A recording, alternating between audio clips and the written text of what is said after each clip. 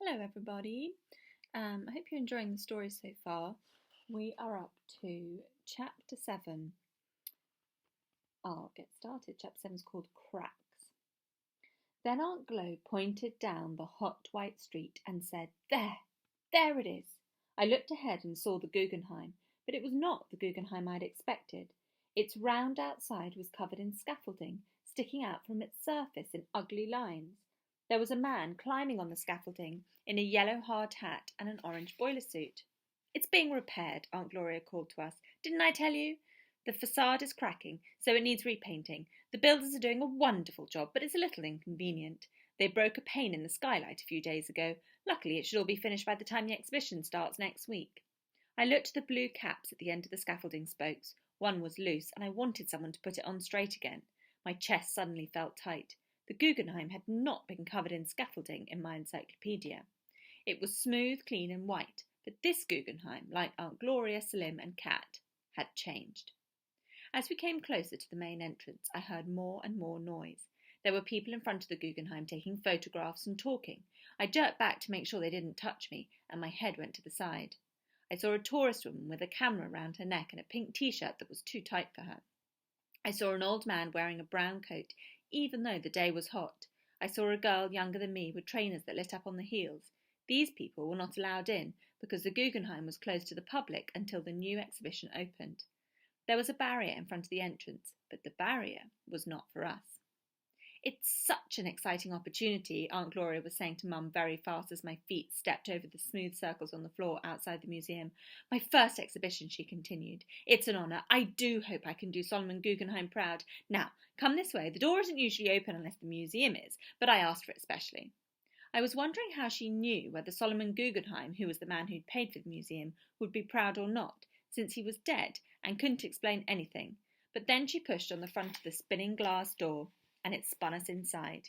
Even more noise hit me all at once. On the ground in front of me was an enormous shiny medal that read, "Let each man exercise the art he knows." That made me worried. I know the universe, but I don't know any art. I also don't like exercising. I hoped that this was another figure of speech. We walked over it, past a tall, round-faced black man in a navy blue uniform who smiled and winked at us and waved us on, and out into a huge, round, bright room. I stared up at it. This was the main gallery of the Guggenheim Museum. I saw what I already knew from my encyclopedia. There were circles everywhere inside the Guggenheim. The main gallery we were in was round. There was a wide, curved ramp that started in front of me and curled round to the sides of the big circular rotunda gallery 6 times, making 6 floors. This ramp is the most special thing about the Guggenheim. It has smooth stone floors and smooth white sides. It curves upwards at a steady 3% gradient, so it's not hard to walk up. When you're going up or down it, the half wall on your left is low, even for someone my height. Beyond it, you can always see the circle of the Guggenheim floor and the ramp on the other side. This means you can look across at the other side of the museum and see all the paintings hanging on it on all the levels at once. This is important, and this is what makes the Guggenheim so special. Here you can see things differently and look at them together, up and down, as well as next to each other. On the right of the ramp, the wall tilts slightly outwards, and this is where the paintings are hung. There is lighting that climbs upwards with the ramp, protected by a long triangle of glass that is translucent rather than transparent. When it's turned on, it should give out a soft yellow light, but that morning, the lights on the 2nd and 3rd floors, which would be the 1st and 2nd floors in London. In New York, there's no such thing as a ground floor, so they begin counting at the 1st. We're off.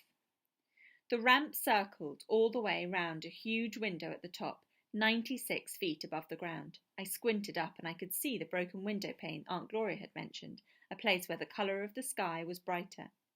On my left, across the circle-patterned stone floor of the Guggenheim, was a set of triangular white stairs and a shiny metal lift. I knew that the lift and the stairs went all the way up the 6 floors of the building, like the ramp. Next to the stairs, on each level, were smaller side galleries in the tower building, separate from the main one, where other paintings and sculptures were displayed.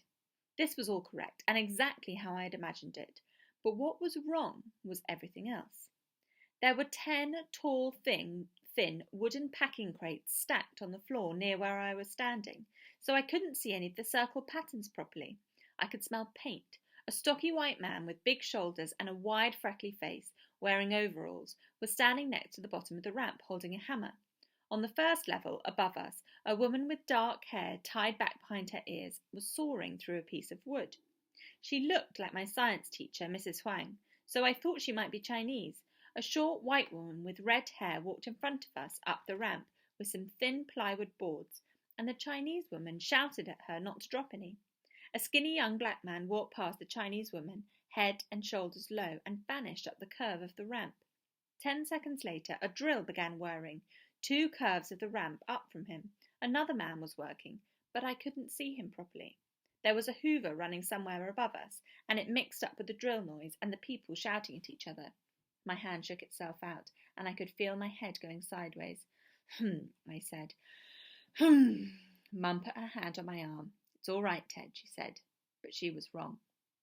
What do you think that Ted is worried about? What's making him feel uneasy? You may have noticed in the book when he's feeling uncomfortable at something, he shakes his hand out.